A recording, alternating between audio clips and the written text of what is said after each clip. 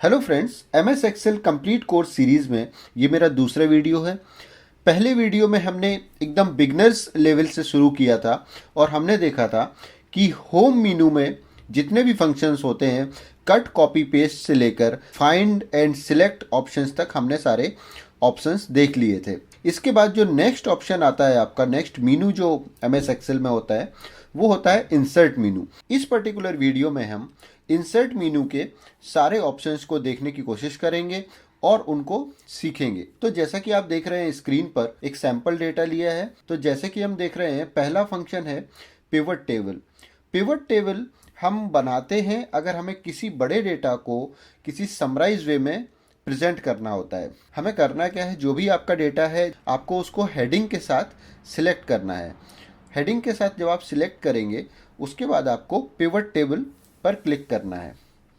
Pivot table पर click करेंगे तो आप देखेंगे कि इस तरह से आपको एक डायलॉग बॉक्स आ गया है जिसमें फर्स्ट ऑप्शन है choose the data that you want to analyse. तो क्योंकि हमने डेटा ऑलरेडी सिलेक्ट कर लिया है तो अब इसमें हमें कुछ भी करने की ज़रूरत नहीं है। फिर नेक्स्ट जो है ऑप्शन, वो सीधे नीचे आ जाना है आपको, choose where you want the pivot report to be placed. मतलब ये हमें टेबल से जो समरी हमें बनाना है वो इसी शीट में रखना है या किसी दूसरी शीट में हमें रखना है। तो हम यहाँ पर दोनों ऑप्शन ले सकते हैं, न्यू वर्कशीट ले सकते हैं और एग्जिस्टिंग वर्कशीट भी ले सकते हैं। तो हम यहाँ पर फॉर एग्जांपल न्यू वर्कशीट पर ही क्लिक करके और ओके कर देते हैं। तो जब आप ओके करेंगे तो आप देखेंगे कि यहाँ पर एक पिवट टेबल आ जाती है और राइट साइड में आप देखेंगे कि यहाँ पर पिवट टेबल फील्ड करके एक नया विंडो ओपन हो जाता है। और इस विंडो में आप देखते हैं कि आपकी जो टेबल थी उसकी हेडिंग यहाँ पर आपको मिल जाती है सारी। तो अब फॉर एग्जांपल ये जो डेटा हमारा था इसको अगर हमें समराइज़ करना है तो हमें अगर देखना है कि ब्रांच वाइज हमें टोटल सेल्स मिल जाए तो हम क्या करेंगे, ब्रांच को यहाँ से सिलेक्ट करेंगे और यहाँ पर ले आएंगे रो में। और आप देखेंगे यहाँ पर चार ऑप्शन दिखते हैं आपको, filters, columns, rows and values. तो जो आपको जिस भी लेवल पे आपको समरी बनानी है आप वो सबसे पहले फील्ड ले लीजिए रो में। और उसके बाद आपको देखिए कि अगर मंथ वाइज बनाना है तो आपको वैल्यूज़ में मंथ लिखने पड़ेंगे, या फिर अगर आपको टोटल करना है तो आप टोटल अमाउंट को भी यहाँ पर रख सकते हैं। तो आप देखिए जैसे ही मैंने यहाँ पर सम ऑफ टोटल रखा है, कॉलम का नाम यहाँ पर रखा, आप देखेंगे आपकी टेबल यहाँ पर बनकर क्रिएट हो गई है। और आप देखेंगे कि अहमदाबाद की टोटल सेल्स जो है 306 है तो वो यहाँ पर आ गई है, और पुणे की है। ये इस तरह से ये पूरी टेबल आपकी यहाँ पर एक समरी बन गई है। आप देख सकते हैं डेटा में ये यहाँ पर है। अब अगर आप चाहें कि जैसे कि आपके पास सेल्स में 3 टाइप्स हैं, पोर्टफोलियो, वन टाइम और गुड्स, ये 3 तरह की सेल्स है। अगर आप चाहते हैं कि हम आपको इसको भी समराइज करना है तो आप क्या कर सकते हैं कि पोर्टफोलियो को सॉरी सेल्स टाइप को आप यहाँ रख सकते हैं कॉलम में। तो आप देखिए कि ये किस तरह से समरी, इसको मैं टेबल में बॉर्डर्स डाल देता हूँ तो आप देखेंगे कि आपको ये कितनी स्मॉल समरी आ गई है इतनी बड़ी टेबल की। और आपको आपको बहुत सारी चीज़ें इसमें क्लियर हो जाती हैं कि जैसे अहमदाबाद में जो आपकी पोर्टफोलियो सेल्स है, अदर कोई सेल्स नहीं है। अमृतसर में है तो केवल गुड्स सेल्स है, बेंगलोर में है तो केवल वन टाइम सेल्स है। तो इस तरह से जब आप पिवट टेबल बनाते हैं तो आप किसी भी एक बड़े डेटा को, अब ये कितना भी बड़ा डेटा हो सकता था, लेकिन उसको समराइज वे में जब प्रस्तुत करना है आपको तो आप पिवट टेबल से क्विकली कर सकते हैं। और भी इसमें पॉसिबिलिटीज़ होती हैं। एक और ऑप्शन बता देता हूँ इसमें, जैसे कि ये फ़िल्टर से एक ऑप्शन होता है। फ़िल्टर ऑप्शन में जब आपके पास कुछ काफ़ी ज़्यादा डिटेल्स होते हैं तो आप फ़िल्टर ऑप्शन का यूज़ कर सकते हैं। जैसे कि हम इसको सेल्स टाइप को हम यहाँ पर रख दें और हम ब्रांच को रख दें फ़िल्टर में। ओके, तो अब आप देखेंगे कि ब्रांच का फ़िल्टर यहाँ पर ऊपर ऑटोमेटिक एक फ़िल्टर लग के आ जाता है। अगर और ये आ गया डिटेल आपका टोटल कि event, goods, material, one time और पोर्टफोलियो, ये टोटल आपका सेल आ गया। यहाँ पर इसको मैं थोड़ा सा बड़ा कर देता हूँ तो आप देखेंगे ये इस तरह से नंबर्स आ गए। और अब आप यहाँ पर सिलेक्ट करके आप किसी एक पर्टिकुलर रीजन का डेटा भी इस तरह से देख सकते हैं और छोटे रूप में।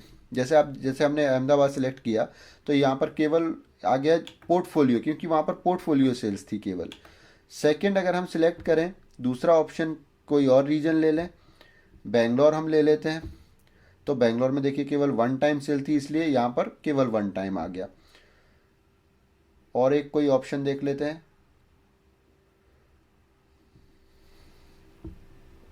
तो ये देखिए भोपाल देखा हमने तो वहाँ पर तीनों तरह का सेल्स था, तो ये इस तरह से तीनों का डिटेल यहाँ पर आ गया। तो ये यूज़ होता है फिल्टर्स ऑप्शन का।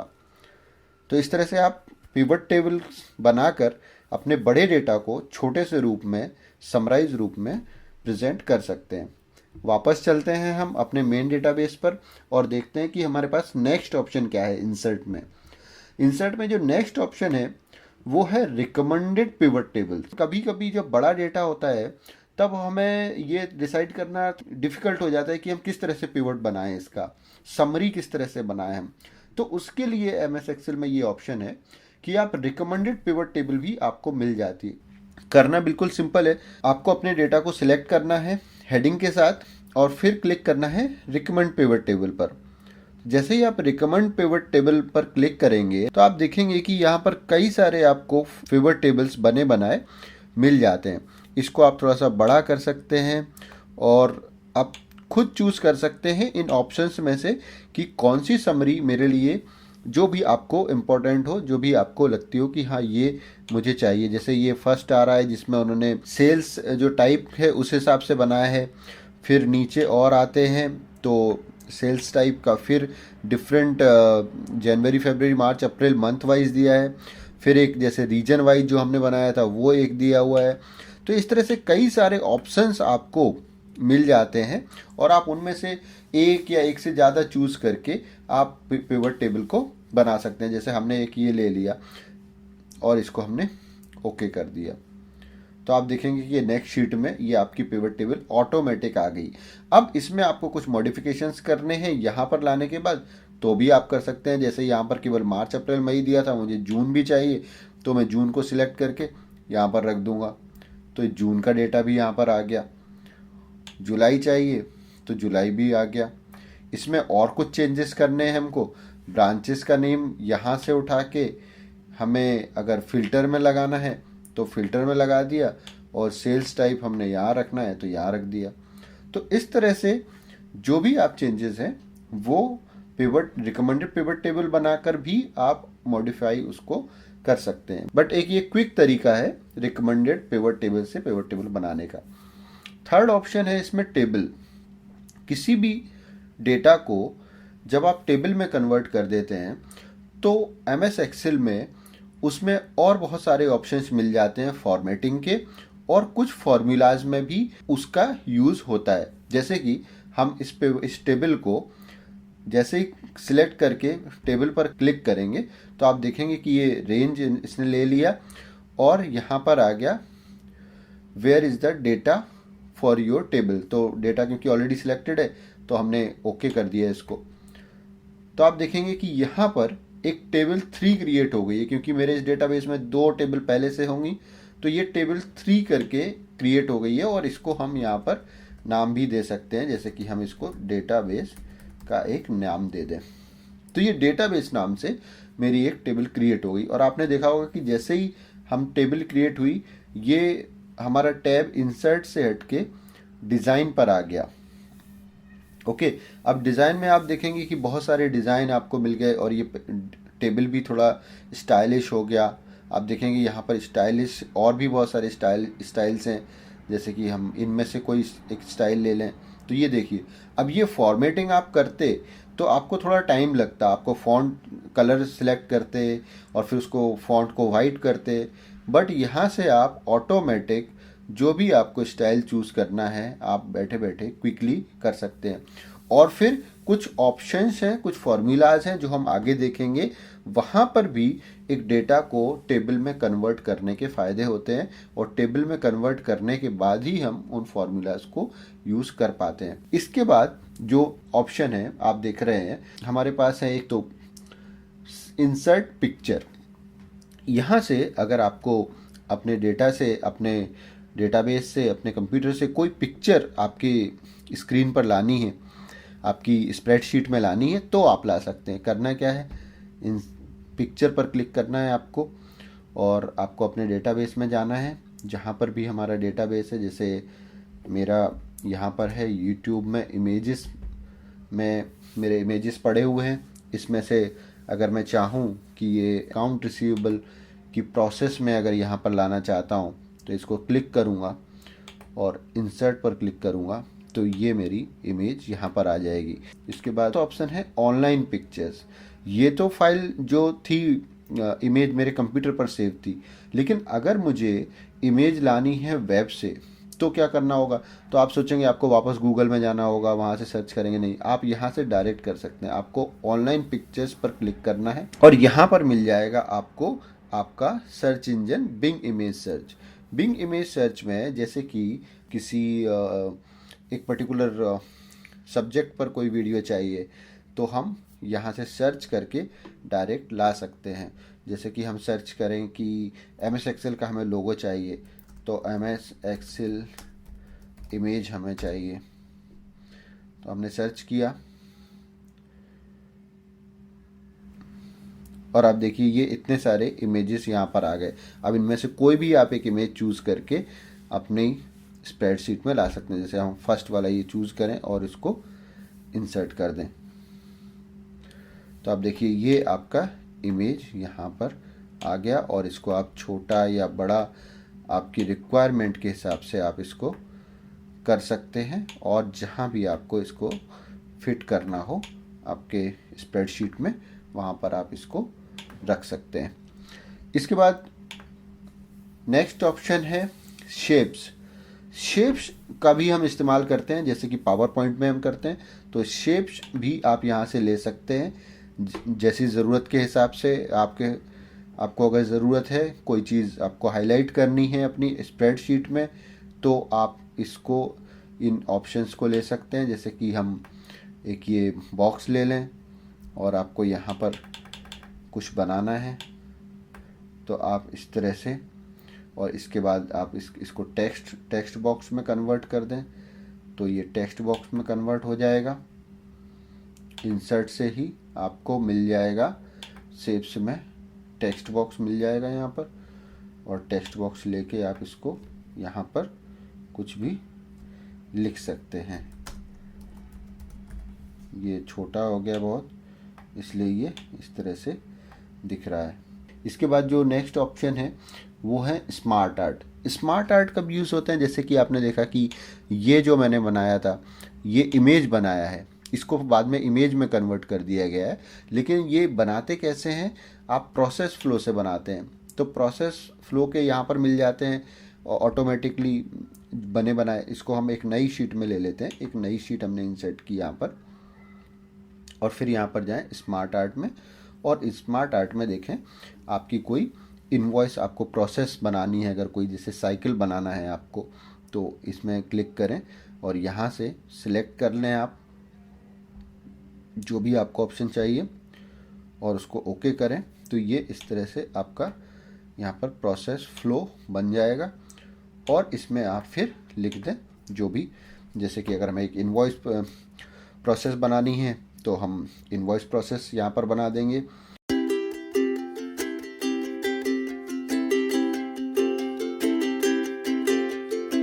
तो ये एक इनवॉइस प्रोसेस आपकी बन गई। इस तरह से आप यहाँ पर फटाफट इसको रख सकते हैं। इसके फॉन्ट साइज़ भी छोटे बड़े कर सकते हैं आप अपने हिसाब से, और कलर्स भी आप यहाँ पर चेंज कर सकते हैं। होम में जाना है आपको और यहाँ पर फॉन्ट साइज़ आपको बड़ा कर देना है अगर बड़ा चाहिए तो। ये देखिए मैंने इतना बड़ा कर दिया। स्मार्ट आर्ट हो गया हमारा। इसके बाद आते हैं स्क्रीनशॉट्स पर। तो यहाँ से हम स्क्रीनशॉट ले सकते हैं। जैसे अभी हमारी कोई और विंडो ओपन है, वो उसका हमें स्क्रीनशॉट चाहिए, तो हम इस पर क्लिक करेंगे और आप देखेंगे कि जितनी आपकी स्क्रीन्स ओपन होंगी इस समय, जैसे आप देख रहे हैं मेरी 3 स्क्रीन ओपन है, एक ये और एक ये थर्ड। तो अगर मुझे इसका स्क्रीनशॉट चाहिए तो मैं इसको क्लिक करूँगा और आप देखेंगे कि ये स्क्रीनशॉट मेरे यहाँ पर आ गई है। जो मेरा वीडियो रिकॉर्ड हो रहा है वो यहाँ पर आ गया है और इसको मैं यहाँ पर सेव कर सकता हूँ। सो ये हो गया हमारा लास्ट ऑप्शन इस पर्टिकुलर फंक्शन का। के बाद जो नेक्स्ट ऑप्शन आते हैं वो हमारे आते हैं चार्ट्स में जैसा कि आप देख रहे हैं यहाँ पर हमें रिकमेंडेड चार्ट्स के ऑप्शन मिल रहे हैं और नेक्स्ट जो ऑप्शंस हैं वो है जो भी आप चार्ट को सिलेक्ट करना चाहते हैं उस चार्ट को आप सिलेक्ट करके चार्ट बना सकते हैं। तो एग्जांपल के लिए मैं ये ब्रांच नेम को एक अलग शीट में ले लेता हूँ।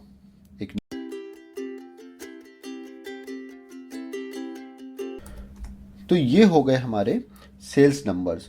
अब इसको अगर हमें चार्ट में कन्वर्ट करना है तो अगर हम इस डेटा के बेस पर चार्ट बनाना चाहें तो हमें करना क्या है, डेटा को सिलेक्ट करना है और आपको रिकमेंडेड चार्ट के थ्रू अगर चार्ट बनाना है तो आप क्लिक करें रिकमेंडेड चार्ट्स पर।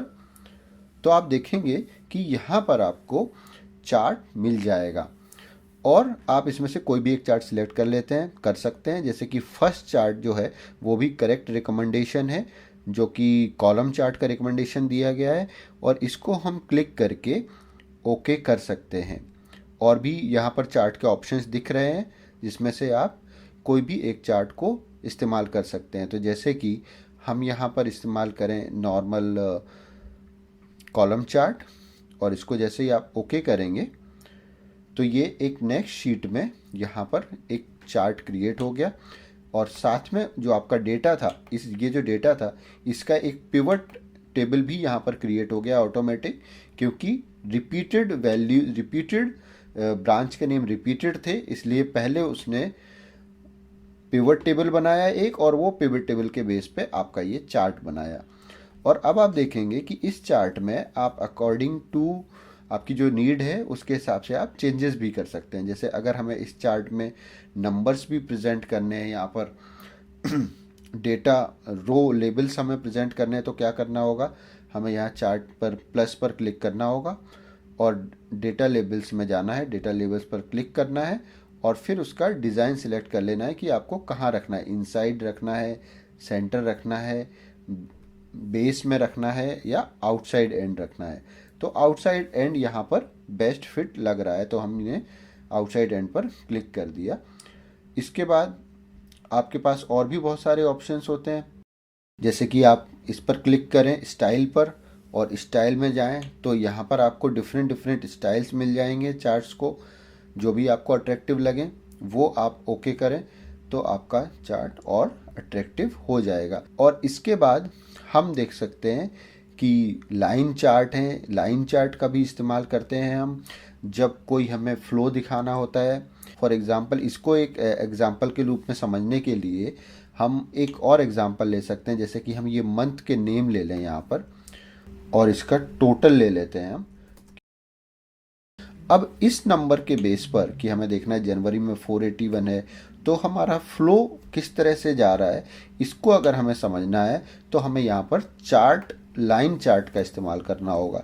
तो हम अपने डेटा को सिलेक्ट करेंगे और फिर इंसर्ट में जाएंगे और देखें आप लाइन चार्ट पर क्लिक करेंगे और फिर यहाँ से हम अपनी रिक्वायरमेंट के हिसाब से हम लाइन चार्ट को चॉइस के हिसाब से हम लाइन चार्ट को चूज़ कर सकते हैं। जैसे कि हम इस चार्ट को यूज़ करें तो आप देखेंगे कि यहाँ पर आपको दिख रहा है कि आपका सेल्स किस तरह से जनवरी में डाउन था, फिर मार्च में अप हुआ, फिर अप्रैल में डाउन हुआ, फिर जून में अप। तो इस तरह से ये क्लैरिटी आती है। और डेटा रो लेवल्स आप सिमिलरली कर सकते हैं, यहाँ से अप्लाई कर देंगे तो आपको नंबर्स भी यहाँ पर आ जाएंगे। डिज़ाइंस आपको चूज़ करनी है तो फिर आप जाएंगे डिज़ाइन में और डिज़ाइन आप यहाँ से ले लेंगे, जो भी आपको डिज़ाइन पसंद हो वो आप डिज़ाइन यहाँ से ले लेंगे। ओके, और इस तरह से आप एक अच्छा चार्ट को बना सकते हैं। थर्ड जो चार्ट है वो दिख रहा है हमको पाई चार्ट। किसी भी चीज़ के पोर्शन को आपको दिखाना है, जैसे कि फॉर एग्जांपल हम यहाँ पर बात करें हमारे डेटा में देखते हैं हम कि हमें क्या मिल सकता है। ओके, तो डेटा में जैसे हम देखें यहाँ पर कि जो सेल्स टाइप है हमारा वो 3 तरह का है, पोर्टफोलियो है, वन टाइम है और गुड्स से है। तो अगर हमें देखना है कि हमारा पोर्शन क्या है, पोर्टफोलियो का कितना पोर्शन है, वन टाइम का कितना पोर्शन है, और गुड्स से कितना पोर्शन से हमको रेवेन्यू आ रहा है, तो हम क्या करेंगे, इसको सिलेक्ट कर लेते हैं, इसको कॉपी कर लेते हैं हम और नीचे कहीं रख देते हैं, यहाँ पर रख लेते हैं और फिर इसका टोटल लेके आते हैं अमाउंट का। अब हमें अगर देखना है कि हमें हमारा रेवेन्यू का पोर्शन इन तीन में कितना कितना है, तो वहाँ पर हम यूज़ करेंगे पाई चार्ट। तो हमने सिलेक्ट करना है अपने डेटा को, जाना है पाई चार्ट में और 3D पाई को सिलेक्ट कर लेना है, या फिर इसमें जो भी 3-4 स्टाइल हैं उनमें से आप किसी भी एक को सिलेक्ट कर सकते हैं। लेकिन इसके पहले अब देखिए, ये डेटा जो बन गया है ये अभी परफेक्ट नहीं बना है, क्योंकि पहले हमें, क्योंकि यहाँ पर रिपीटेड वैल्यू है, पहले हमें इसका पिवट टेबल बनाना चाहिए और फिर उसके बाद हमें इसका टेबल, इसका चार्ट बनाना चाहिए। तो अभी मैंने Ctrl+Z कर दिया और इसके बाद इंसर्ट में फिर से जाता हूँ मैं, पिवट टेबल जो कि हमें पता है कैसे बनाते हैं। तो अब ये हमारा शॉर्ट डेटा हो गया पहला चीज़, और अब इसके बेस पे हम एक पाई चार्ट बना सकते हैं। तो इंसर्ट में जाएंगे, पाई चार्ट में क्लिक करेंगे, तो अब आप देखेंगे कि आपको एकदम क्लैरिटी है कि कौन सा आपका रेवेन्यू ज़्यादा है, कौन सा कम है, और पोर्शन वाइज आपको पता चल रहा है कि किससे आपको ज़्यादा रेवेन्यू आ रहा है। यहाँ पर आप देखेंगे सबसे ज़्यादा पोर्शन है 2631, बट यहाँ पर नंबर्स नहीं दिख रहे हैं आपको। तो नंबर्स लाने के लिए क्या करना पड़ेगा, प्लस में जाना है आपको और डेटा लेबल्स पर क्लिक कर देना है। तो आप देखेंगे कि यहाँ पर नंबर्स भी आ गए हैं और ज़्यादा क्लैरिटी आपके चार्ट में आ गई है। तो इस तरह से आप क्लैरिटी के साथ अपने डेटा को प्रेजेंट कर सकते हैं। चार्ट्स के लिए मेरा एक डेडिकेटेड वीडियो भी है जिसमें मैंने सारे तरह के चार्ट्स बनाए हैं और जिसका लिंक आपको अभी दिख रहा होगा आई बटन में और डिस्क्रिप्शन बॉक्स में भी मिल जाएगा, जो आप लेकर उसमें सभी तरह के चार्ट्स की प्रैक्टिस कर सकते हैं। इसके बाद जो एक ऑप्शन है वो है पिवट चार्ट का। अगर आपको डेटा से डायरेक्ट पिवट चार्ट बनानी है तो आप कैसे करेंगे, तो आपको करना क्या है, सिलेक्ट किया आपका डेटा और आपको जाना है पिवट चार्ट में। पिवट चार्ट में जाएंगे आप और यहाँ पर आपको दो ऑप्शन मिलेंगे, चार्ट केवल बनाना है या pivot chart and pivot table दोनों बनाना है। इसको इस तरह से समझ सकते हैं हम कि अगर हमारे पास कोई नॉर्मल डेटा है तो हमें अगर दोनों चीज़ें बनानी है, pivot chart and pivot table दोनों हमें चाहिए, तो हम क्या सिलेक्ट करेंगे, pivot chart and pivot table. लेकिन अगर हमारा केवल पिवट ऑलरेडी बना हुआ है और हमें केवल चार्ट बनाना है तो हम यहाँ पर पिवट चार्ट का इस्तेमाल करेंगे। जैसे कि अगर हम इस्तेमाल करें pivot chart and pivot table, ये हमारा नॉर्मल डेटा है, ये पिवट नहीं है, तो यहाँ पर हमें दोनों की ज़रूरत होगी। पहले क्योंकि हमें इसको समराइज़ करना है और फिर चार्ट बनाना है, तो हम क्या करेंगे, pivot chart and pivot table का ऑप्शन सिलेक्ट करके ओके करेंगे। तो आप देखेंगे नेक्स्ट शीट में हमारे पास क्या डेटा आ गया, पिवट चार्ट के लिए ये आ गया और पिवट टेबल के लिए भी यहाँ पर शीट आ गई।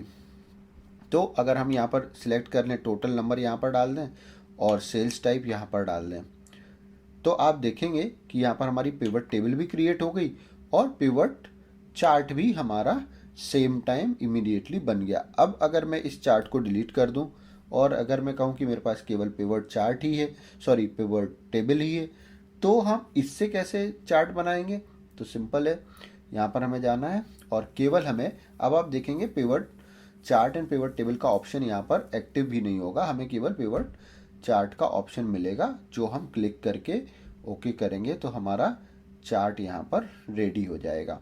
इसके बाद जो हमारा एक ऑप्शन आता है 3D मैप। 3D मैप को सीखने के लिए हम फिर से अपने डेटाबेस में चलते हैं और डेटाबेस में से हम अपने डेटा को सिलेक्ट कर लेते हैं। सिलेक्ट करने के बाद हमें करना है 3D मैप पर क्लिक। जैसे ही हम ओपन 3D मैप पर क्लिक करेंगे, इस तरह से एक विंडो ओपन होगी। ये क्योंकि मैंने एक पहले से टूर बना रखा था इसलिए यहाँ पर टूर 1 दिख रहा है, इसको मैं अभी डिलीट कर देता हूँ। जब आप फर्स्ट टाइम ओपन करेंगे तो यहाँ पर आपको इस तरह से विंडो ओपन दिखेगी जिसमें आपको न्यू टूर पर क्लिक कर देना है। जैसे ही आप न्यू टूर पर क्लिक करेंगे, इस तरह से विंडो ओपन होगी और उसमें आपको पूरा मैप दिखेगा। और लेफ्ट साइड में जैसे आप देख रहे हैं फील्ड लिस्ट दिखेगी और राइट साइड में उसके लेयर के ऑप्शंस। अब इसको हम अप्लाई किस तरह से कर सकते हैं, इसका अल्टीमेट पर्पज है जो भी आपका डेटा है, अगर आप उसको एक मैप के थ्रू दिखाना चाहते हैं, जैसे कि ये हमारा रीजन वाइज रेवेन्यू है, डिटेल है, और उसको आप मैप पर डिस्प्ले करना चाहते हैं कि मैप पर हमें दिख जाए, लोकेशन वाइज हमें दिख जाए, तो उसके लिए हम 3D मैप को यूज़ करते हैं। तो यहाँ अगर हमें ब्रांच वाइज डेटा दिखाना है तो हम फील्ड में से ब्रांच को सिलेक्ट कर लेंगे। यहाँ पर आपको क्लिक करके इधर ड्रैग करना है लोकेशन में। ब्रांच को सिलेक्ट करके आपको लेफ्ट साइड से ये जो फील्ड लिस्ट बॉक्स है इसको आप यहाँ से उठा के कहीं भी रख सकते हैं। फॉर एग्जांपल हमने ब्रांच को अभी सिलेक्ट करके और यहाँ पर लोकेशन में ड्रैग कर दिया। तो इसके बाद आप देखेंगे आपके जितने भी ब्रांचेस थे वो यहाँ पर आपको डिस्प्ले होने लगेंगे।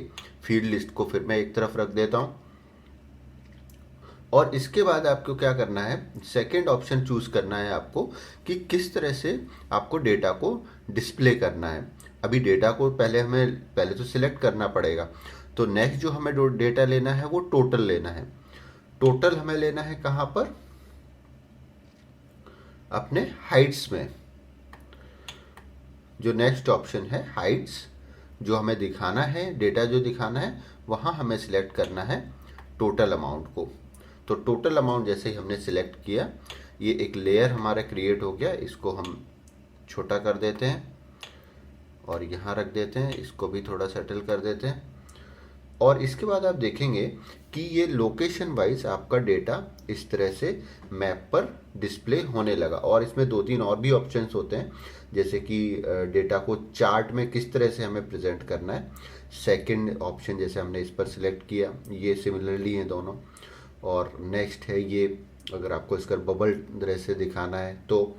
और फिर ये है एक ऑप्शन, इस तरह से अगर आपको दिखाना है तो। इस तरह से 3-4 ऑप्शंस होते हैं।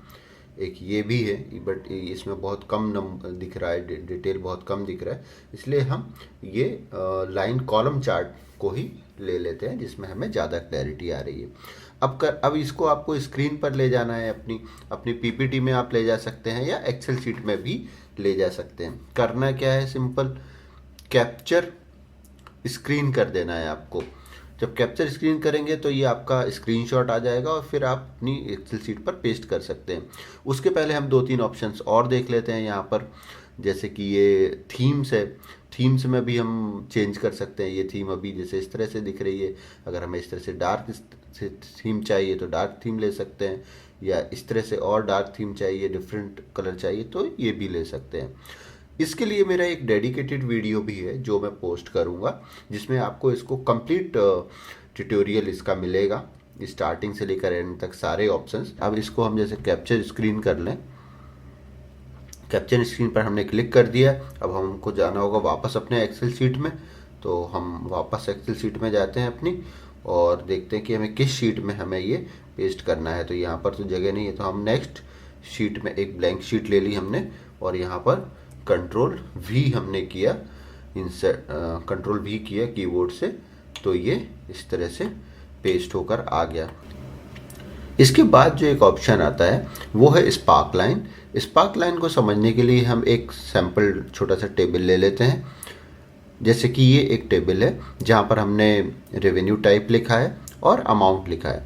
अब यहाँ पर हम एक छोटा सा अगर स्पार्क लाइन डिस्प्ले करना चाहें, स्पार्क लाइन एक चार्ट जैसा ही ऑप्शन है जहाँ पर हम नंबर को चार्ट्स के जैसे डिस्प्ले कर सकते हैं। तो हम सिंपली क्लिक करेंगे कॉलम चार्ट पर, एक कॉलम का चार्ट का हम एग्जांपल ले लेते हैं और फिर हमें डेटा रेंज देने होगी। तो इस तरह से विंडो ओपन होगी जहाँ पर हमें सबसे पहले डेटा रेंज देनी होगी। तो डेटा रेंज क्योंकि हमारी ये है तो हम ले लेते हैं, डेटा रेंज को सिलेक्ट कर लेते हैं। यहाँ से डेटा रेंज हमने पोर्टफोलियो तक सिलेक्ट कर ली। इसके बाद जो नेक्स्ट ऑप्शन है वो है लोकेशन। जैसे यहाँ पर अभी B2 दिख रहा है, जो कि B2 में मैंने सेल में सिलेक्ट किया हुआ था, तो B2 दिख रहा है तो B2 में अभी रहने देते हैं, या फिर हम कोई और भी लोकेशन चूज कर सकते हैं। जैसे ही हमने ओके किया तो आप देखेंगे कि यहाँ पर एक छोटा सा चार्ट टाइप लाइन क्रिएट हो गया, और इसको आप चूज़ कर सकते हैं 3 डिफरेंट स्टाइल्स में।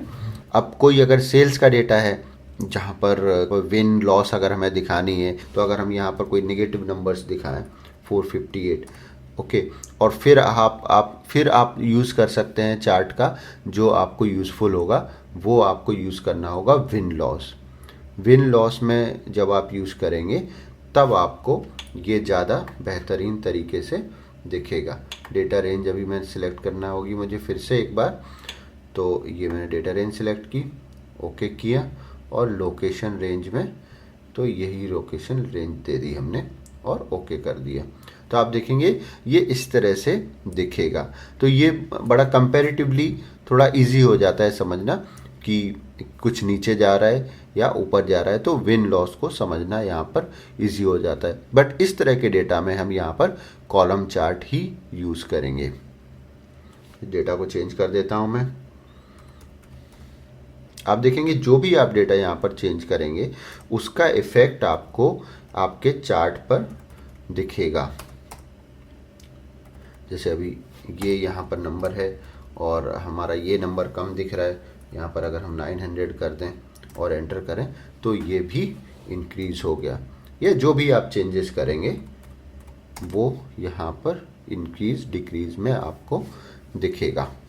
इसके बाद फिर आप इसमें और भी कुछ ऑप्शंस होते हैं जो आप अगर इस पर क्लिक करेंगे और डिज़ाइन ऑप्शन में जाएंगे तो आपको कुछ और ऑप्शंस भी दिखेंगे जहाँ पर आप इसको हाई पॉइंट को हाईलाइट कर सकते हैं, लो पॉइंट को हाईलाइट कर सकते हैं, और इनके कलर्स भी चेंज कर सकते हैं। जैसे अभी हमने यहाँ पर रेड कर रखा है तो आप यहाँ पर कलर ऑप्शन में जाइए, हाई पॉइंट को जो भी आपको कलर देना है वो दे दीजिए, लो पॉइंट को जो भी आपको कलर देना है वो पॉइंट दे दीजिए। इसी तरह से फर्स्ट और लास्ट पॉइंट ये आपके यूज़ होंगे लाइन चार्ट में आप यूज़ कर सकते हैं। और ये कुछ और डिज़ाइंस, कलर्स, ये सारे आप स्टाइल्स जो है आप यहाँ पर यूज़ कर सकते हैं। इसके बाद जो ऑप्शन आता है इंसर्ट में वो होता है स्लाइसर। दरअसल ये फंक्शन डेटा को फिल्टर करने का ही एक तरीका है, लेकिन ये और अच्छे फंक्शंस हैं। फिल्टर की अपेक्षा अगर हम इनको यूज़ करें तो अपने डेटा को और अच्छी तरह से हम इनको प्रेजेंट कर सकते हैं। तो इसको समझाने के लिए मैंने एक ये डेटाबेस लिया है, और इस डेटाबेस को हमें सबसे पहले तो एक पिवट में कन्वर्ट करना पड़ेगा, क्योंकि ये बड़े डेटाबेस पर काम करने वाले फंक्शंस हैं, इसलिए ये फंक्शन काम करते हैं पिवट टेबल के ऊपर। तो हम पिवट टेबल बना लेते हैं। सबसे पहले तो इसका पिवट टेबल बनाने के लिए आपको पता है पिवट पर क्लिक करना है। नेक्स्ट शीट में हमने ले लिया और ब्रांच का नेम ले लिया, यहाँ क्लाइंट का नेम ले लिया, प्रोडक्ट लाइन ले ली और यहाँ पर अमाउंट ले लिया। इस तरह से एक हमारी छोटी सी पिवट टेबल तैयार हो गई। अब हमें स्लाइसर लगाने के लिए पिवट टेबल पर क्लिक करना है, इंसर्ट मेनू में जाना है और स्लाइसर पर क्लिक करना है। अब स्लाइसर में आपको दिखेंगे ये सारे ऑप्शंस जो भी आपकी हेडिंग्स थी आपकी मेन टेबल की। यहाँ पर हालांकि वो टेबल आपने नहीं लिए, वो हेडिंग नहीं भी लिए, तो भी आपको वो यहाँ पर दिखेंगी। इसका मतलब आप इनके बेस पर भी यहाँ पर स्लाइसर यानी कि फ़िल्टर लगा सकते हैं। तो हम यहाँ पर एक 3-4 फ़िल्टर ले लेते हैं, 1 2 3 और ये 4 हम ले लेते हैं यहाँ पर और ओके कर देते हैं। तो जैसे ही आप ओके करेंगे यहाँ पर आपको 4 स्लाइसर टेबल्स यहाँ पर विंडो दिखेंगी, और इनको फिर आप अपनी हिसाब से अपने फाइल में कहीं भी इनको उठाकर इस तरह से रख सकते हैं, और इनको आप छोटा बड़ा भी कर सकते हैं। जितनी जगह की ज़रूरत हो आपको उस तरह से आप इनको रीसाइज भी कर सकते हैं। ये जैसे मैंने इनको छोटा कर लिया तो ये थोड़ी सी और जगह यहाँ पर कम घेरेंगे आपकी। और इसके बाद अब आपको करना क्या है कि इनके बेस पर आप किस तरह से अपने डेटा को प्रेजेंट कर सकते हैं वो देखना है। तो फॉर एग्जांपल ये डेटा है, अब इसमें अगर हमें देखना है केवल चेन्नई के रिकॉर्ड्स, तो हमें ब्रांच पर जाना है, ब्रांच स्लाइसर पर, और चेन्नई पर क्लिक करना है। जैसे ही आप चेन्नई पर क्लिक करेंगे तो आपको यहाँ पर केवल चेन्नई के रिकॉर्ड दिखेंगे। इसी तरह से आपको कोई और फिल्टर लगाना है चेन्नई में, फिर एग्जिस्टिंग क्लाइंट का बिजनेस कितना देखना है तो आप एग्जिस्टिंग पर क्लिक करेंगे तो वो फिल्टर हो जाएगा। और इन फिल्टर्स को रिमूव करना है तो आपको उस स्लाइसर में जाके राइट टॉप में आपको एक क्लियर फिल्टर का बटन दिखेगा जिस पर आपको क्लिक कर देना है, तो आपका डेटा एज इट इज़ आ जाएगा। इसी तरह से दूसरे स्लाइसर में जाके आपको क्लिक करना है।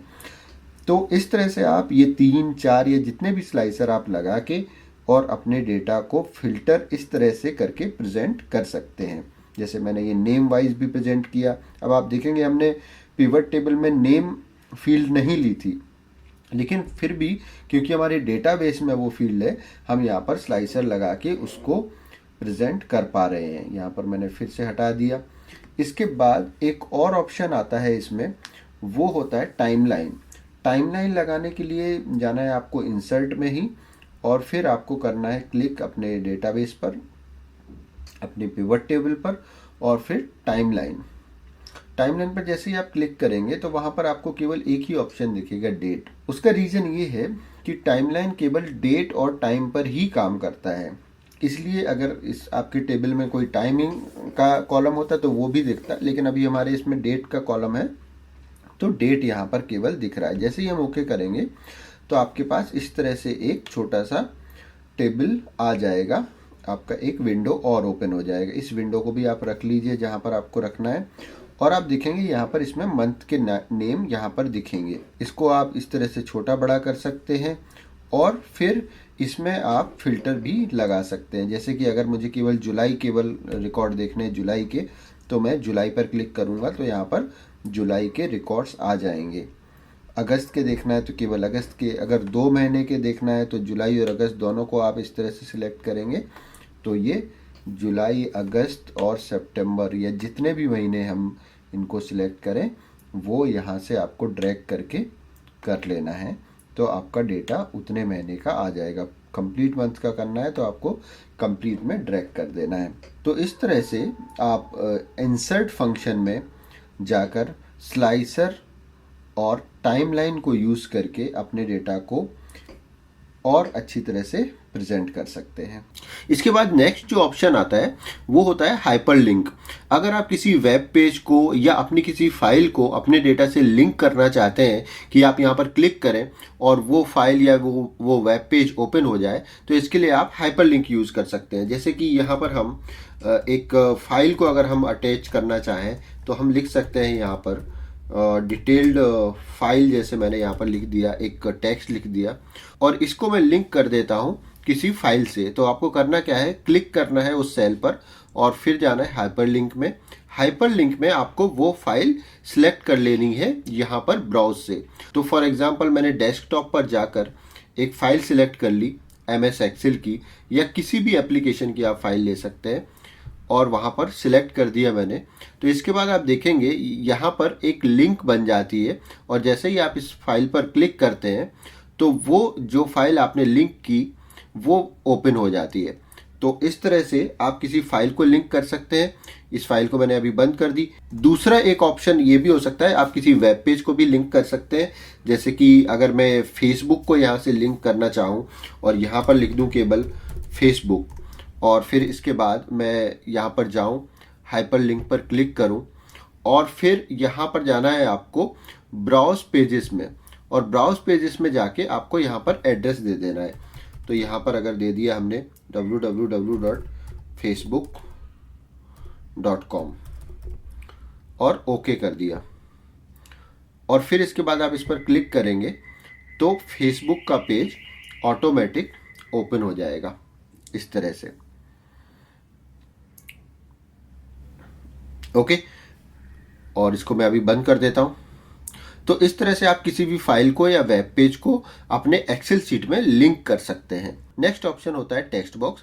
अगर आपको यहाँ पर किसी सेल्स में ना लिखकर एक टेक्स्ट बॉक्स की ज़रूरत है तो आपको टेक्स्ट बॉक्स पर क्लिक करना है और इस तरह से ड्रैग करके टेक्स्ट बॉक्स बना लेना है जितने भी साइज़ का आपको चाहिए, और इस तरह से आप उसमें कुछ भी डेटा लिख सकते हैं। नेक्स्ट ऑप्शन जो है वो है इंसर्ट में फिर से हम जाते हैं। टेक्स्ट के बाद आता है header and footer. Header and footer का यूज़ हम करते हैं अगर हमें अपनी फाइल के हर एक पेज पर कोई एक यूनिक टेक्स्ट पेज के ऊपर और पेज के नीचे रिपीटेड देना है, तब हम यूज करते हैं हेडर एंड फुटर का। तो हम सीधा हेडर एंड फुटर पर क्लिक करेंगे और जैसे ही आप हेडर एंड फुटर पर क्लिक करेंगे आपको ये व्यू इस तरह से दिखेगा और आप पहुंच जाएंगे डिजाइन टैब में। डिजाइन टैब में आपको मिलेंगे ये सारे मेन्यूज, जैसे कि आप देख रहे हैं यहाँ पर दिख रहा है हेडर, और जब आप नीचे जाएंगे पेज में तो आपको दिखेगा ऐड फुटर। तो अगर मुझे यहाँ पर हेडर ऐड करना है तो मैं यहाँ पर क्लिक करूंगा और इसमें से कोई भी ऑप्शंस हम चूज कर सकते हैं जो भी हमें जरूरत है। जैसे कि हम पेज नंबर ले लें तो ये हमारे हर एक पेज पर आएगा। और फिर फुटर में जाए हम, इसमें फुटर में जाने के कई ऑप्शंस हैं, जैसे आप यहाँ से जा सकते हैं, हेडर यहाँ से चूज कर सकते हैं और फुटर यहाँ से चूज कर सकते हैं। और फिर अगर आपको यहाँ नेविगेशन में जाके फुटर पे जाना है तो भी आप क्लिक करेंगे तो फुटर में आ जाएंगे। और फिर फुटर में भी हम फॉर एग्जांपल अपनी एक फाइल का नेम दे दें, तो जैसे हमने फाइल नेम पर क्लिक किया तो यहाँ पर फाइल नेम आ गया। अब आप इसको देखना चाहते हैं अगर कि ये किस तरह से दिखेगा आपकी, तो आप जैसे ही इसको क्लिक करेंगे कहीं और ये आपको दिखने लगेगा कि ये आपका किस तरह से प्रिंट आएगा। यहाँ से पेज नंबर 1 आएगा और नीचे हर एक पेज पर आपका ये MS एक्सेल फाइल का नेम आएगा। और आप देख रहे हैं यहाँ पर पेज नंबर 2 आ रहा है, फिर पेज नंबर 3 और पेज नंबर 4। तो अगर हमें कोई भी नंबर टेक्स्ट रिपीटेड डिस्प्ले करना है अपनी फाइल में तो हम उसके लिए हेडर एंड फुटर का यूज कर सकते हैं। इसके बाद फिर से चलते हैं नॉर्मल व्यू में और फिर देखते हैं नेक्स्ट ऑप्शन क्या है इंसर्ट में। हेडर एंड फुटर के बाद नेक्स्ट ऑप्शन है वर्ड आर्ट। वर्ड आर्ट को हम यूज कर सकते हैं अगर हमें कोई भी टेक्स्ट डिजाइन के साथ लिखना है तो इसमें इस तरह से डिजाइन आ जाते हैं। किसी भी एक डिजाइन को आप क्लिक कीजिए और आपके पास इस तरह से टेक्स्ट बॉक्स आ जाएगा और इस टेक्स्ट बॉक्स में आप अपना टेक्स्ट लिख सकते हैं, जैसे हमने यहाँ पर लिख दें सेल्स रिव्यू। और फिर इस डिजाइन को आप कई तरीके से चेंज भी कर सकते हैं। यहाँ पर फॉर्मेट टैब में आपको बहुत सारे इसके डिजाइन्स मिल जाएंगे। इसके लिए एक मेरा डेडिकेटेड वीडियो भी है जो आप देख सकते हैं। नेक्स्ट ऑप्शन है हमारा वर्ड आर्ट के बाद signature line. Signature line mostly हम यूज करते हैं जब आपके पास डिजिटल सिग्नेचर हो, तब आप इसको लिंक करके आपके डिजिटल सिग्नेचर को यूज कर सकते हैं।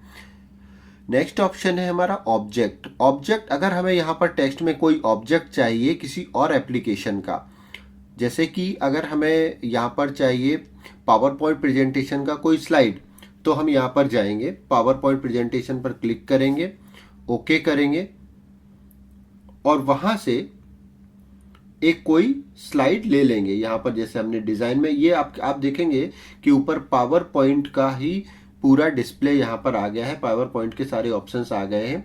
और यहाँ से हम एक चूज कर लें कोई एक स्लाइड, जैसे कि हम एग्जांपल के लिए एक ये स्लाइड ले लें और फिर जैसे ही आप एक्सेल में कहीं और क्लिक करेंगे तो आप देखोगे कि वो स्लाइड आपकी यहाँ पर आ गई है और इसको आप अपने एक्सेल फाइल में यूज कर सकते हैं। तो ये हो गया ऑब्जेक्ट का यूज।